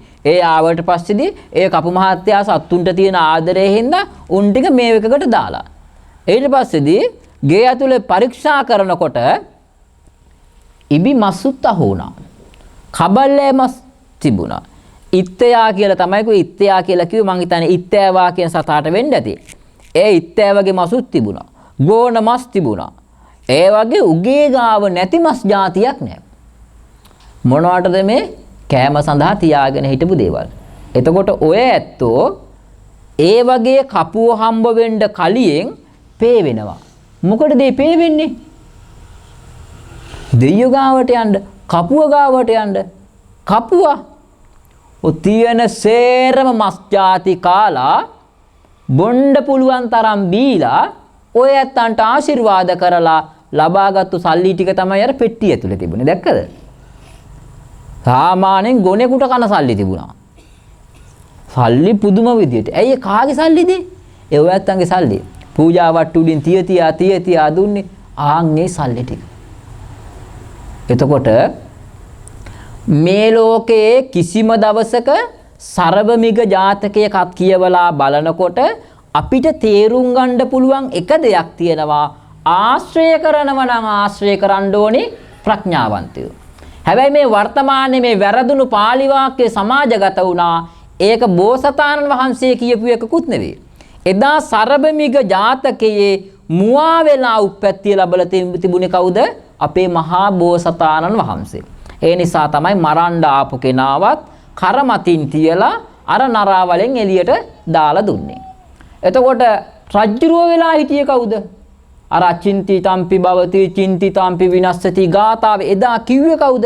එදා රජ්ජුරුව වෙලා හිටියේ ආනන්ද හාමුදුරුව. අර සාරිපුත්ත හාමුදුරුව තමයි එදා පුරෝහිත වෙලා හිටියේ. එතකොට බලන්න මේ කල්යාණ මිත්‍රයෝ කියන කොට්ටාසය එකටමයි ඉන්නේ. කල්යාණ මිත්‍රයෝ එකටමයි ජීවත් වෙන්නේ. ඒ වගේම තමයි ওই මුවදඩේ මේ ගිය නිසා ලංකාවට බුදුදහම ආපු පුවත ඔය ඇත්ත දන්නවනේ. ඒ බුදුදහම ආවා දැන් ඔය මීවන පලානේ උන්වහන්සේගේ කීමට අනුව ලංකාවේ බුදුහාමුදුරුවෝ ඉපදුනා නම් මිහිඳු මහරහතන් වහන්සේ ලංකාවට ආපු කතාව බොරුවක් වෙන්න ඕනේ. සංඝමිතා තෙරණිය ලංකාවට වැඩම කරපු ජයශ්‍රී මා බෝධිය බොරුවක් වෙන්න ඕනේ. හේමමාලි සහ දන්ත කුමරු ලංකාවට දන්ත ධාතුන් වහන්සේ වැඩම කරවපු එක බොරුවක් වෙන්න ඕනේ. ඒතොර ඉතිහාසයේ සම්පූර්ණයෙන්ම බොරුවක් වෙලා අර උන්වහන්සේට හිතිච්ච වෙලාවට කියන ඒවා විතරක් ඇත්ත වෙන්න ඕනේ. ඒවා පිළිගත්තේ නැත්තම් මිනිසුන්ට කුණු හarpෙන උබයිනවා. ඒ අය එහෙමයි. හරිම සරයි ගෝතම බුදුහාමුදුරුවෝ කියලා තමයි යාලා කියන්නේ. මොන හේතුවක් නිසා එම කියනවද මම දන්නේ නැහැ. මට නම් හිතුනේ එක දෙයයි පිස්සන්ට බෙහෙත් තිබ්බට මෝඩයන්ට බෙහෙත් නෑ කියන එක විතරමයි. වෙන කිසිම දෙයක් මට හිතුනේ නෑ. දේවානම්පියතිස්ස රජුරුවන්ගේ කාලෙත් කොයි විදිහට මුවදඩේ මේ ගියා. මිහිඳු මහරහතන් වහන්සේ කතා කරා, ප්‍රශ්න ඇහුවා, ප්‍රශ්න වලට උත්තර දුන්නා. බුදුරජාණන් වහන්සේගේ ධර්මය අනුබුදු මිහිඳු මහරහතන් වහන්සේ දේශනා කරා. ඉන් අනතුරුව අර ඔය ඇත්තෝ මිහින්තලයට ගියාට පස්සේ බැරි ගාතේ දැන් වැටෙයි කියා දැනෙන ගලක් තියෙන්නේ අර. ඒ ගල උඩට නගින්න ඔය ඇත්තෝ නැගලා පල්ල බැලුවා බැස්සා. මොකවත්ම නැහැ ඒක උඩ. චූටියට හතරස් කොටුවක් ගහලා දුන්නා. ඒ බිමට වැටෙයි කියලා. ඒ මොකටද ඒ ගල උඩට නගින්නේ? දන්නේ නැහැ. වැඩිපුරම පොලිම තියෙන්නේ කොහෙටද? අර ගල උඩට නගින්න. නගින්නේ මොකටද? මොකෝ දන්නේ නැතුව නැග්ගයි කියමුකෝ. ඊළඟ පාර කියලා ඊළඟ පාර නගිනවලේ. 10 පාරක් ගියොත් 10 පාරම අර කුට්ට නගිනවා. ආන් එතන ඉඳන් තමයි සුමන සාමණේරයෝ දේවතා ආරාධනාව කරන්නේ දෙවියන්ට බණ අහන්න එන්න කියලා. බණ අහන්න එන්න කියලා ආරාධනා කරලි වරුණාට පස්සේදී දේවානම්පියතිස්ස රජුරෝ බුදුදහමට පැහැදෙනවා, බෞද්ධයෙකු බවට පත් වෙනවා. සුමන සාමණේරයෝ බුදුහාමුදුරුවන්ගේ ශ්‍රාවකයෙක් වුණු සුමන සාමණේරයෝ මිහිඳු මහරහතන් වහන්සේගේ ගෝලයෙක් වුණු ඔහු ඉන්දියාවට යනවා. ගිහිල්ලා බුදුරජාණන් වහන්සේගේ අදකුණු අකුධාතුන් වහන්සේත් රැගෙන නැවත ලංකාවට වැඩම කරනවා. ඒ වැඩම කරේ කොතනටද? සේල චෛත්‍යය තියෙන තැනට. ඒ සේල චෛත්‍යය තියෙන තැනට වැඩම කරනකොටත් ලංකාවේ එතකොට තූපාරාම චෛත්‍යය ඉදි වෙලා තිබුණේ නැහැ. තූපාරාම චෛත්‍යය නොතිබුණු නිසා දේවානම්පියතිස්ස රජුරු මොකද කරන්නේ? අකුධාතුන් වහන්සේ කරඬුවක් ඇතුලේ තැම්පත් කරලා ඇතෙකුගේ පිට උඩින් තියලා ඒ මහා පෙරහැරක් හදාගෙන පෙරහැරෙන් ඔය තූපාරාම චෛත්‍යය තියෙන තැනට වැඩම කරා. ඒ වැඩම කරවලා ඉවරුණාට පස්සේදී රජුරු මොකද කරේ? ඇතාගේ පිටෙන් කරඬුව ගන්න හැදුවා. ඒ ගන්න හදනකොට රජුරුවන්ට ඒකට ගන්න ඇතා අවසර දුන්නේ නැහැ. ඇතා ගන්න දෙන්නේ නැහැ. ඇතාත් එක්ක රණ්ඩු කරන්නද? මිහිඳු හාමුදුරුවන්ගෙන් ඇහුවා ස්වාමින් වහන්සේ මේ ඇතා කරඬුව බිමට ගන්න දෙන්නේ නැත්තේ කියනවා. මහරජතුමනි ඇතා කරඬුව බිමට ගන්නවට කැමති නැහැ. හැබැයි ඔయిత වඩා ඉහළකට ගන්නව නම් ඇතා ඒකට කැමති. ඒ නිසා කරඬුව ඉහළ තැනකට ගන්න. ආන් ඒ වෙලාවේ තමයි තූපාරාම චෛත්‍ය හදන්න පටන් ගන්නෙ. හදන්න පටන් ගන්න අරගෙන චෛත්‍ය හදලා ධාතු ගර්භය හදලා ඇතාගේ පිට උඩ ඉඳන් ඊට වඩා ඉහළකින් ධාතුන් වහන්සේලා තැන්පත් කරලා ලංකාවේ පළවෙනියට දේවානම්පියතිස්ස නිරුඳුන් විසින් කළ තූපාරාම චෛත්‍යය ආරම්භ කළා. අවසන් කරා. තූපාරාම චෛත්‍ය අවසන් වුණාට පස්සේදී ඔය තූපාරාම චෛත්‍යයට උඩියෙන් තිබුණා වියනක් තිබුණා. ඔය කොත තිබුණේ ඒ දවස්වල රත්තරන් වලින්. රත්තරන් කොතක් තමයි තිබුණේ. ඒ කොතට මොකක්ද වුනේ? ඒ කොතට මොකක්ද දන්නවද වුනේ? ලංකාවේ ඊට පස්සේ පහළ වුණා රජ කෙනෙක් දාඨෝපතිස්ස කියලා. දාඨෝපතිස්ස රජුරු මොකද කරේ? අර තූපාරාම චෛත්‍යයේ රත්තරන් වලින් හදලා තිබිච්ච කොත ගලවලා විකුණුවා. හොඳට හොයලා බලන්න මහාවංශයේ තියෙනවා දාඨෝපතිස්ස රජුරු ලංකාවට කරපු හානිය. චෛත්‍යයට වහලක් හදලා තිබුණා. ඒ අනුව තමයි ලංකාවේ බුදුදහම ස්ථාපිත වුණා අනුරාධපුර පූජා භූමියෙන්. ඒ නිසා තමයි පොසොන් පෝයට මේ පන්සල් වල මොන්න තරම් ආගමික වැඩ කටයුතු සිද්ධ වුණත් අපි ඔක්කොම කොහෙටද යන්නේ? මිහින්තලයට යනවා. මිහිඳු හාමුදුරුවෝ ලංකාවට වැඩම කරේ බුද්ධත්වයෙන් බුද්ධ පරිනිර්වාණයෙන් අවුරුදු 240 ගානකට පස්සේදී. තවමත් අපි මොකටද මිහින්තලයට යන්න කැමති? මේ පන්සල් පාළුවට ගියත් කමක් නැහැ. මිහින්තලයට ගිහලා පොලිමේ ඉඳලා ආවත් අපිට ඒක සැපයි කියලා හිතාගෙන යනවා. දැන් අම්මා පොයට කලින් දවසෙත් මිහින්තලේ සෙනග නැහැ. පොයට පහුවෙනිදත් මිහින්තලේ සෙනග නැහැ. අර සෙනගස්සෙම අර ගස්සේ රින්ගන්නේ මොකටද? ඇයි පොයේ දවසේ යන්න වෙන තැන් නැතුවද? නෑ මිහින්තලයට යන්න ඕනේ. අපේ මිනිස්සු හදාගෙන ඉන්න දේවල්. මිහින්තලයට වැඩම කරපු මිහිඳු මහරහතන් වහන්සේ තූපාරාම චෛත්‍යයට අකුධාතුන් වහන්සේලා දීලා ලංකාවේ බුද්ධාගම ස්ථාපිත කළා. මිහිඳු මහරහතන් වහන්සේගේ කාලයේ සිටිය රජුරුව දේවානම්පියතිස්ස, දෙවියන්ට ප්‍රියතිස්ස, දේවානම්පියතිස්ස ඒ කාලේ ඔහු සසර එකට ආපු තව සහෝදරයෙක් හිටියා. එයා කොහෙද හිටියේ? එයා හිටියේ ඉන්දියාවේ. ඉන්දියාවේ හිටපු කවුද? ඒ තමයි අශෝක අධිරාජ්‍යය. අශෝක අධිරාජ්‍යයයි දේවානම්පියතිස්ස රජුරුවයි පෙර සසරේ සහෝදරයෝ. මේ දෙන්නා ඉස්සරම කාලේ ජීවත් වුණේ කොහමද? පැණි විකුණලා. මී පැණි ගෙනහල්ලා දැන් අපේ පැතිවල තවමත් යනවා. තනමල් වල හම්බෙගමුව ඔය පළාත්වල මිනිස්සු තවමත් බඹර කපන්න, මී වද කපන්න, මී පැණි ගේන්න කැලේට යනවා. ඉස්සරත් එහෙම තමයි. එතකොට ඒ කාලයේ මේ අයියයි මල්ලි දෙන්නගෙන් එක්කෙනෙක් අයිය වෙලා හිටිය ධර්මාශෝක රජුරෝ එයා තමයි පැණි ගේන්න යන්නේ. පැණි ගේන්න යන්නේ කැලේට එයා. මල්ලි මොකද කරන්නේ? මල්ලි තමයි මේ පැණි විකුණන්නේ. දෙනතක පැණි කඩයක් අරගෙන හිටියා. ඉන්නකොට ස්වාමීන් වහන්සේ කෙනෙක් දවසක් පිණ්ඩපාතේ වැඩියා. පිණ්ඩපාතේ වැඩියට පස්සේදී මල්ලි කල්පනා කරා දෙන්න දෙයක් නෑ පූජා කරන්න. පාත්‍රය පිරෙන්නම මී පැණි පූජා කරා. පාත්‍රය පිරෙන්නම මී පැණි පූජා කරාට පස්සේදී පැණි පාත්‍රයත් රැගෙන නැවත ආරාමය කරා ඒ ස්වාමින් වහන්සේ වැඩම කරා. ඊට පස්සේ ටික වෙලාවක් යනකොට දාඩිය දාගෙන ඉස්සර පිරිමි කට්ටිය යටට විතරයි ඇඳුමක් අඳින්නේ. උඩුකය නිරුවත්නේ. ඊට පස්සේ දාඩිය දාගෙන රැහන් පොටවල් පැණි අර ලබු කැටවල දාලා එල්ලගෙන අයියා ආවා. එනකොට පැණි ගොඩක් ඉවරයි. පැණි විකුණුවාද ඊට පස්සේ කිව්වා අයියේ අද අපිට ලොකු ලාභයක් ලැබුණා. මොනවාද ලැබුණේ ලාභේ? ඊට පස්සේ කිව්වාද ස්වාමින් වහන්සේ කෙනෙක් පිණ්ඩපාතේ වැඩියා. දෙන්න දෙයක් තිබුණේ නෑ මට මං පැණි පාත්‍රයේ පිරෙන්නම පූජා කරා. ඊට පස්සේ අයියා බැන්නා. මොකද්ද කරපු වැඩේ? මමනේ පැණි කපන්න යන්න ඕනේ. ඔය ඉස්සර නම් දෙමස්සිනාල වල පැණි කපන්න යන්නේ. බඹර කපන්න යන්නේ දෙමස්සිනාල. ඒ කියන්නේ අයියා එක්කෙනෙකුගේ අක්කා බැඳලා තියෙනවා අනිත් එක්කෙනාගේ නංගි මෙයා බැඳලා තියෙනවා. දෙන්න දෙමස්සිනාල. කොයි පැත්තෙන් බැලුවත් එක්කෙනෙකුගේ නංගි අනිත් එක්කෙනාගේ අක්කා. ඒ වගේ තමයි බැඳලා තියෙන්නේ. මේ අය තමයි පැණි කපන්න යන්නේ. බඹර කපන්න යන්නේ. බඹර කපන්න ගියාට පස්සේ ගහ උඩට ලණුව දාලා එක්කෙනෙක් ලණුව අල්ලගෙන ඉන්නවා අනිත් එක්කෙනා ගිහිල්ලා බඹර කපනවා. බැරි වෙලා හරි බිම ඉන්න කෙනා ලණුව ඇතෑරියෝතින් උඩ ඉන්න කෙනා වැටෙනවා. වැටුණාට පස්සේ ඔහු මැරෙනවා. මැරුණාට පස්සේ දුක් විඳින්නේ කවුද? එයාගේ අක්කා, බිම ඉන්න කෙනාගේ අක්කා හරි නංගි හරි. ඒ නිසා කොච්චර බැරි වුණත් තමන්ගේ කා බිමයි රැක ගන්න ඕනේ නිසා අරිය රැහන්පට අතාරින්නේ නැහැ. ඉස්සර දෙමස්සිනාලා තමයි බඹර කපන්න යන්නේ. ඒ නිසා අක්ව පළවෙනි පාර බැන්නා. බයිනකොට වයි බනින්න එපා. මෙහෙම ලාභයක් අපිට කවදාකවත් ලැබෙන්නේ නැති හින්දා මේ පින් සාදු කියලා අනුමෝදන් වෙන්න. ඇහුවේ නෑ. දෙවෙනි පාර ආපහු බැන්නා. දෙවෙනි පාර බයිනකොට අයියේ පැණි වලට වටිනාකමක් තියෙනවා.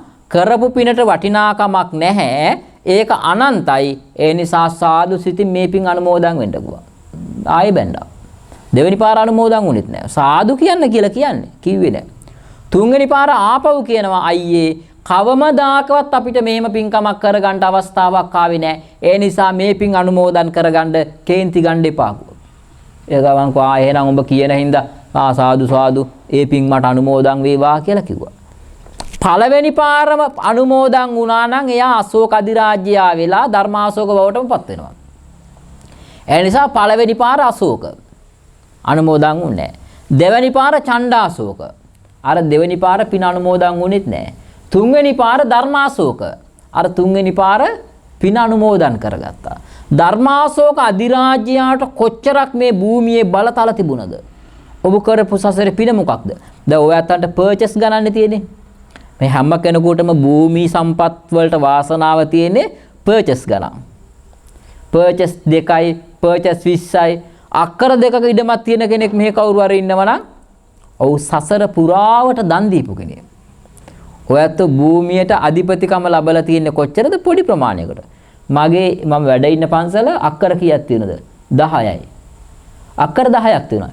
ඒකේ අලිත් ඉන්නවා, හරක් ඉන්නවා, මුවෝ ඉන්නවා, මමත් ඉන්නවා. අලි 10 15 දෙනෙක් ආවත් කාලා බීලියන්ට උන්ට දේවල් තියෙනවා. ඒ වගේ 10 15 එක දවසේ නාවත් එක මාලිය දවස් 10ක් ආවම ඒත් ඌට කණ්ඩ තියෙනවනේ.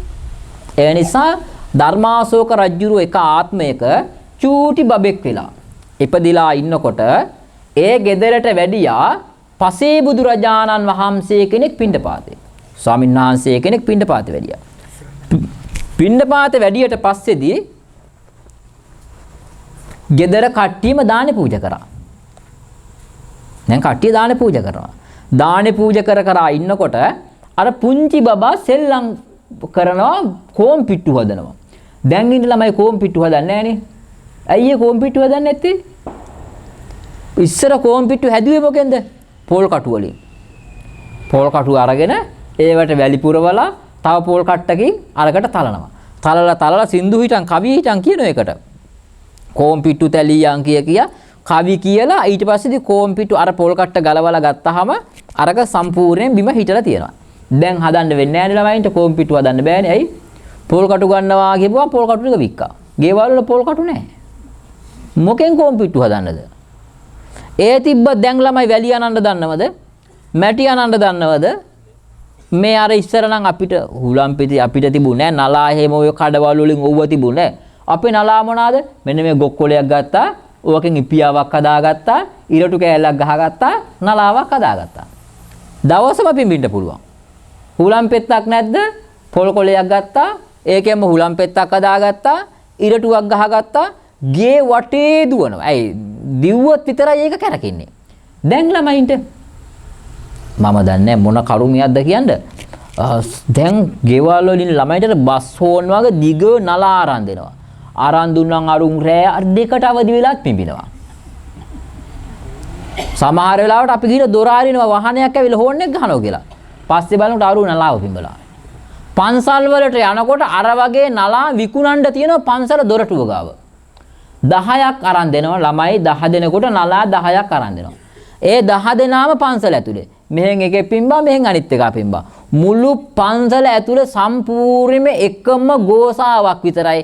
ඇයි නලා 10ක් අරගෙනනේ. 10 උන් දන්නේ මේ බුදුමැදුරද මේ බණ කියන තැනද උන්ට ඕනි පිඹින්න විතරයි. තාලයක් දන්නේත් නෑ හොඳක් දන්නේත් නෑ මොකවත් දන්නේ නෑ. රෑ දෙකට අවදි වෙලා තුන් පිඹිනෝ ඒක. දැන් ළමයින්ට ළමා කාලයක් නෑ. ඉස්සර එහෙම නෑ. ඉස්සර ළමයින්ට ළමා කාලයක් තිබුණා. අම්මා තාත්තා ගැහුවත් අපි තිත්ත පැටව අල්ලලා බෝතලයකට දාගෙන ඉඳලා පස්සේදී ආපහු ගෙනහිලා ඇලට ගෙනihin දැම්මා. එහෙම කාලයක් තිබුණා. ඉස්සර ළමයින්ට. දැන් ඒ උන්ට මොකවම නෑ. උන්ගේ ලෝකේම ෆෝන් එක. ඔයිටි වැඩි වටින දෙයක් උඹට තව නැද්ද කියලා ඇහුවට පස්සේ කිව්වලු තියෙනවා කියලා. ඒ මොකක්ද ඇහුවාම චාර්ජරේ කිව්වලු. උන්ට එතනින් එහා දෙයක් නෑ. අර පුංචි ඇඟිලි වලුණු තුන් YouTube යනවා TikTok යනවා. ඒ ඔක්කොම කරනවා. මම පුංචි වයසේ නම් ඔය අපි අවුරුදු 18ක් 20ක් යනකම් ෆෝන් එකක් අතින්වත් අල්ලලා තිබුණේ නැහැ. ඒ නිසා තමයි අපි අද සමාජයේ නිර්මාණාත්මක සිතුවිලි එන විදිහට මනස දියුණු කරගෙන තියෙන්නේ. හැබැයි අර පුංචි දරුවා කොම්පියුටර් හදාදා හිටියා, වැලි සෙල්ලම් බත්තු වෙවා හිටියා. අනිත් එක ඉස්සර ළමයි වැලි සෙල්ලම් බත් ඉවුවනේ. වැලි බත්තු වෙරුනේ. දැන් ළමයි වැලි බත්තු වෙන්නේ නැහනේ. දැන් ළමයි වැලි බත්තු වෙන්නේ නැහැ. වැලි බත්තු වෙවා ඉන්නකොට හාමුදුරුවෝ ආපහු පින්ඩපාතේ වැඩම කරලා ඉවර වෙලා ආපහු යනවා. යන ගමන් ගිල්ලක හාමුදුරුවනේ චුට්ටක් ඉන්න කියලා පාත්තරේ පිරෙන්නම වැලි පිරෙව්වා. තමන් උයා හිටපු වැලි බත් ටික දැම්මා පාත්තරේට.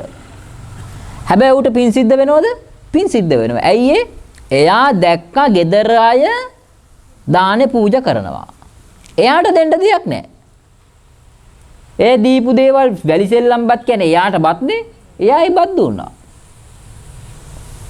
ඒ ස්වාමින් වහන්සේ දානි ටික අරගෙන ගිහිල්ලා වැලි ටික ගෙනහිල්ලා වැලි මළුවට දැම්මා. සක්මන් මළුව තියෙන ගමන් කරන සක්මන් මළුවට දැම්මා. ඒකේ පින විපාක දෙනවා ඊළඟ ආත්මයක රජෙක් වෙලා උප්පත්තිය ලැබනවා මහ පොළොවට අධිපති කෙනෙක් වෙලා. එතකොට ලංකාවේ මොන විදියකින් හරි දැන් ජනාධිපති කෙනෙක් ඉන්නවනේ. මොකක්ද? පිනක විපාකය. ඒ පිනක විපාකය. ඕක අවසන් වෙන කාලයක් තියෙනවා. ඔය Facebook එකේ 2050 වෙනකන් ජනාධිපති එයා තමයි කිව්වට එහෙම වෙන්නේ නැහැ. ඒ පින අවසන් වෙන කාලයක් වෙනවා. ඒක තව මාසකින් දෙකකින් අවුරුද්දකින් වෙන්න පුළුවන්. භාගත හෙට දවස වෙනකොට වෙන්න පුළුවන්. ඒ නිසානේ කියන්නේ පින් ඉවර වෙන්න මොකද්ද කරන්න ඕනේ? පින් කරගන්න ඕනේ. ඉවර වෙන්න පින් කරගන්න ඕනේ. පින් කරගත්තාම අපිට බය වෙන්න දෙයක් නැහැ. ඒ නිසා හොඳට මතක තියාගන්න එදා වැලි පොල් කට්ටක් පූජා කරපු පිනෙන් ඔව් රජ කෙනෙක් බවට පත් වුණා නා. අපි අග්‍ර කොටස නොඉඳුල් කොටස තථාගතයන්න් වහන්සේට පූජා කරලා අපි මොනතරම් පින් කන්දරාවක් කරගෙන ඇතිද? එතකොට ඇයි අපිට ඒව විපාක දෙන්නේ නැත්තේ?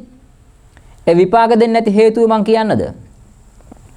අපි විහාරයකට බුද්ධ පූජාව පූජා කරන්න යන්නේ විහාරයට බුද්ධ පූජා කරන කෙනේ සිතුවිල්ලෙන් විතරයි. ඊට එහා දෙයක් අපේ හිතවල නැහැ. ඔන්න අපි හිතනවා හෙට වතා දාන්න මේ ගමේ කෙනෙකුට අවුරුද්දකට එකපාරයිලු දානයක් පූජා කරන්න අවස්ථාවක් තියෙනවා. අවුරුද්දකට එක දවසයි. දායක සභාවකට එනවලු ගම් දායකයෝ 3000 ගාණක් ඉන්නවලු. ඔයත් හිතන්නේ අපේ පන්සලේ කී දෙනෙක් ඇති කියලාද?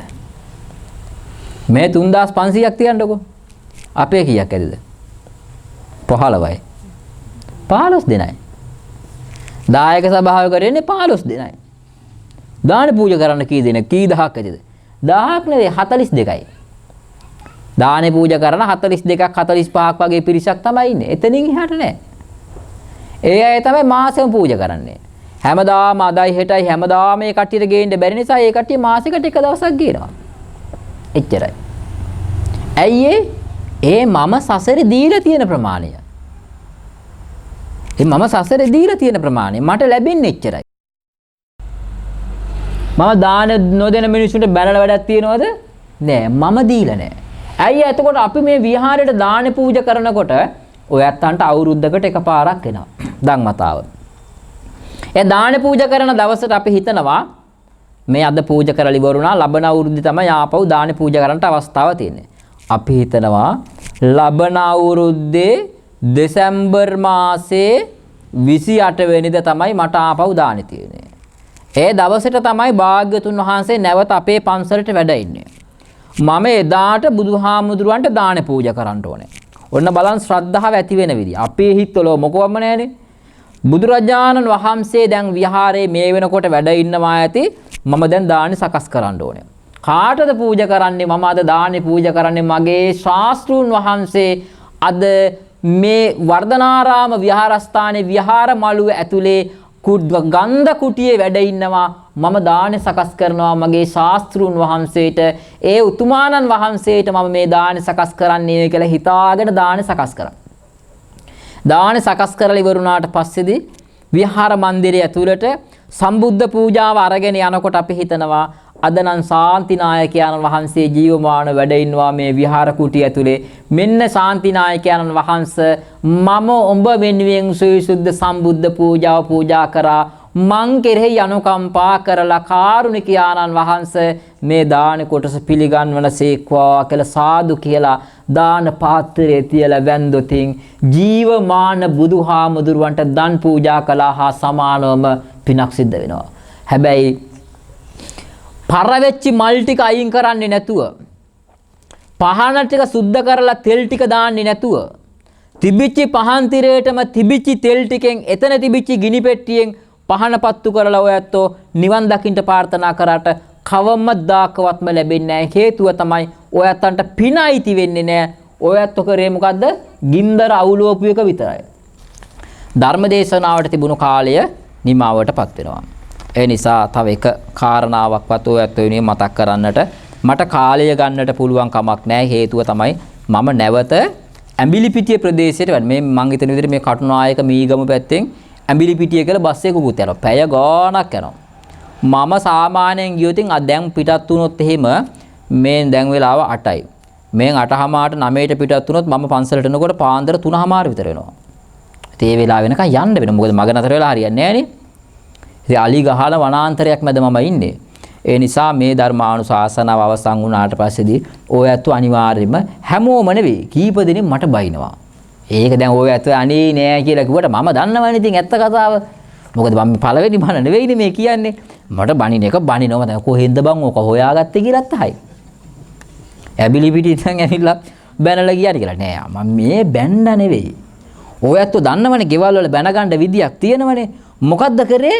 නිදිගත් දේශයක් අවදි කරන්නට වැරදි දේවල් අවබෝධ කරගෙන හිටපු අයට වෙනස්ම විදියකට ඒ ටික අවබෝධ කරලා දුන්නා සත්‍යයලි දකින්න විදියට. එතකොට අර අපි නම් ඕවා දැනගෙන වං හිටියේ නිකම් මම මේ වෙලාවේ සද්ද නැතුව හිටියා. ඔය එන්නේ එහෙමයි පව් ගියාට පස්සේ කියන්නේ. ඒ වුණාට ඇත්ත කතාව තමන්ගේ හදවත දන්නවනේ. එය කියන කාරණා අද ඉගෙනගත්තු දේවල්ද නැති දේවල්ද කියලා. ඒ නිසා මේ ධර්මානුශාසනාව සිදු කරන්නට ප්‍රධාන අවසරය ලබා දුන්නේ ගම්පහ දිසාවේ ප්‍රධාන අධිකරණ විනය කර්ම හා සංගරණ කටයුතු පිළිබඳ ප්‍රධාන සංඝනායක මීගමුව හලාවත පුත්තලම් කුරුණෑගල සිව් දිසාවේ විශේෂ නියෝජිත සංඝ සභික විශ්‍රාමික විදුහල්පති ශාස්ත්‍රපති විද්‍යාපති මුළු දිවයිනටම සාම විනිසුරු බටහිර කටාන ශ්‍රී වර්ධනාරාම මහා විහාරය උතුරු කටාන ශ්‍රී ගංගාරාම පුරාණ විහාරය කඳවල ඇත්ගාලු ශ්‍රී සුමනාරාමය යන විහාරස්ථානවල විහාරාධිපති අතිපූජ්‍ය කරඹේ සුමනතිස්ස නාහිමිපාණන් වහන්සේගේ අවවාදනා අනුශාසනා මත තමයි මේ උතුම් සදහම් දේශනාව මේ ආකාරයට නිමාවට පත්වන්නට යෙදුනේ. මේ උතුම් සද්ධර්ම දේශනාව තවත් නොබෝ දිනකින් ඔය ඇත්තන්ට සුදම් දෙරණ YouTube නාලිකාව, විසිර TV YouTube නාලිකාව, පන්සල් මාළුව YouTube නාලිකා ත්‍රිත්වයේ ඔස්සේ දැක බලා ගන්නට පුළුවන්කම තියෙනවා. අපේ නවීන මාධ්‍යවේදී මහින්ද තේරසිංහ මහත්මයාගේ දැක්මක් යටතේ තමයි මේ YouTube නාලිකා ත්‍රිත්වයේම ආරම්භ කරලා මේ ආකාරයට මුළු ලෝකයේ පුරාවටම සදහම් වරුසාව වස්සවන්නට අපි කටයුතු කරලා තියෙන්නේ. ඒ නිසා මට එතුමා හැමදාම කියනවා හාමුදුරුවනේ YouTube channel එක මොකද සබ්ස්ක්‍රයිබ් කරන්නද මොකද කරන්න කියලා කියන්නලු. මට ඒ වචනේ කියවෙන්නේ මම හැමදාම කියන එක දැන් මට එක දවසකවත් මං උත්සාහ කරා හරියට කියා ගන්න. ඒක කොලේක ලියාගෙන ආවත් ඒ වෙලාවට මට ඒක කියවෙන්නේ නෑ. ඉතින් අන්නේ මොකද්ද කරන්න කියලා කියන්නේ ආන් ඒකත් කරන්න කියලා කියනවා. ඒක මොකද්ද කියන්නේ මම දන්නේ නෑ.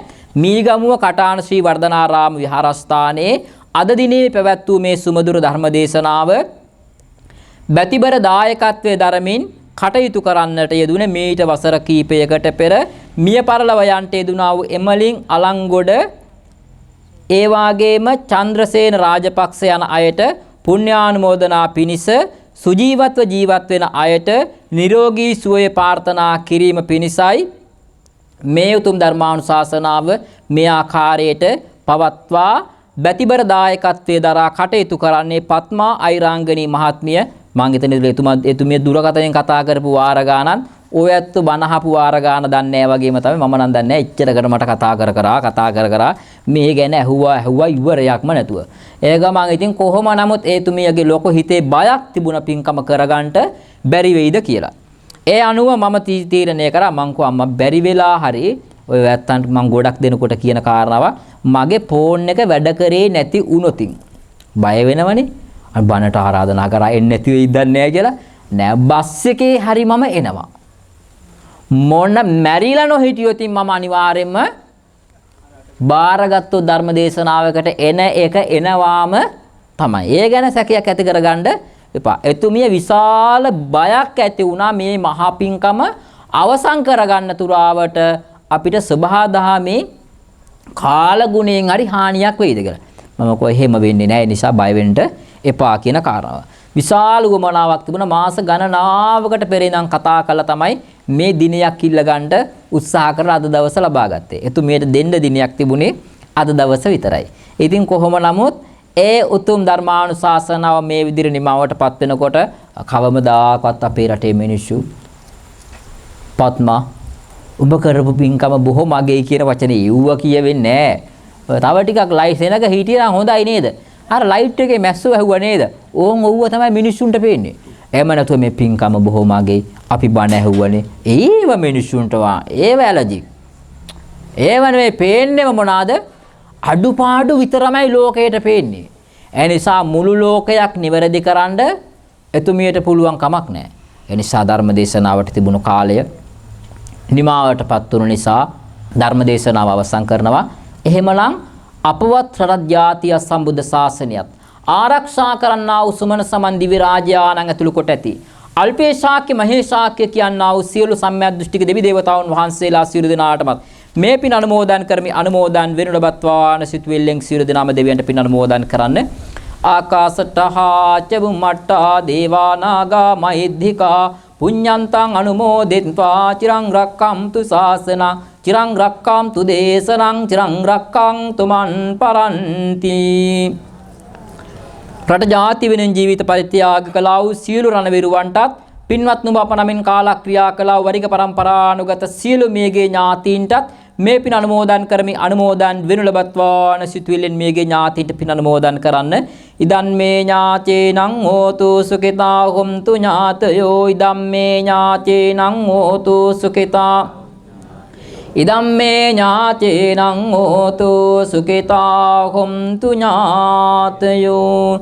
ඒ වාගේම 2025 වසර දක්වාමත් ලබන්නා වූ 2026 වසරේ සිටත් අනේක දුක්ඛම් කටළු මැදගෙන ඉතින් මේ උතුම් සම්මා සම්බුද්ධ ශාසනය ආරක්ෂා කරන්නා වූ ඒ යතිවරයාණන් වහන්සේලා සියලු දෙනාටමත් මේ මොහොතේ ලංකාවේ දැඩි ලෙසම බලපෑමක් එල්ල වී තියෙන තිස්ස විහාරේ නායක ස්වාමින් වහන්සේලා මංගලාරාමේ අපේ අම්පිටියේ සුමන රතන ස්වාමින් වහන්සේ මූදු මහා විහාරයේ කුරුන්දිගල විහාරයේ ඒ දෙකී මෙකී නොකී ශාස්ත්‍රවාදීන්ගෙන් අපේ රටේ අපේ උතුම් සම්මා සම්බුද්ධ ශාසනයට හානි කරන්න දඟලද්දිත් ඒ උතුම් ශාසනය ආරක්ෂා කරගෙන සිටින්නා වූ ඒ සියලුම පින්වත් ස්වාමින් වහන්සේලාටත් මේ සුවකීය විහාරස්ථානයේ වැඩ වාසය කරන මේ උතුම් ධර්මානුශාසනාව ශ්‍රවණය කළා වූ දායකත්වයේ දැරීමට කටයුතු උදව් උපකාර කළා වූ කළමනාකරණය කරා වූ සියලුම ගරුතර මහා සංඝරත්නයටත් ලෝකවාසී ගරුතර මහා සංඝරත්නයටත් තවත් চিරාත් කාලයක් මේ උතුම් සම්මා සම්බුද්ධ ශාසනය වෙනුවෙන් යුග මෙහෙවර කරන්නට තුනුරුවන්ගේ ආශිර්වාදය ලැබේවා. දෙවියන්ගේ දේව රැකවරණය ලැබේවා. ලබන්නා වූ 2026 වසර තුලදී ගරුතර මහා සංඝරත්නයට පාර්ථනීය උතුම් බෝධියක් ඇතනම් ඒ උතුම් බෝධි වලින් උතුම් අමා මහ නිවන සාක්ෂාත් කරගන්නට තුනුරුවන්ගේ ආශිර්වාදය ලැබේවා. දෙවියන්ගේ දේව රැකවරණය ලැබේවා.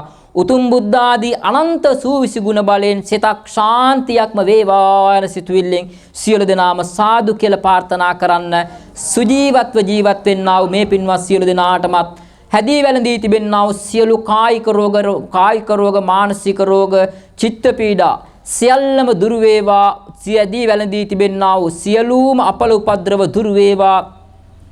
ගෞතම සම්බුදු සසුන තුලදීම අප සියලු දෙනාම එකම ශ්‍රද්ධර්ම මණ්ඩපයකදී සෝවාන් සකු르දාගාමි අනාගාමි අරිහත් කියන්නා වූ සතර මාර්ගඵලවලට පිවිස නිත්‍ය මංගල පරම සුන්දර සාන්තස්සුක ප්‍රවරතර අමෘත මහා නිවන් සම්පත් අවබෝධ කරගෙන නිවනින් නිවි සැනසීම සඳහා මේ සිදු කරගත්තා වූ සියලු කුසල කර්මයන් හේතු වේවා වාසනාව වේවා පාරමිතා ධර්මයක් වේවා යන සිතුවිල්ලෙන් සාදු කියලා ප්‍රාර්ථනා කරන්න.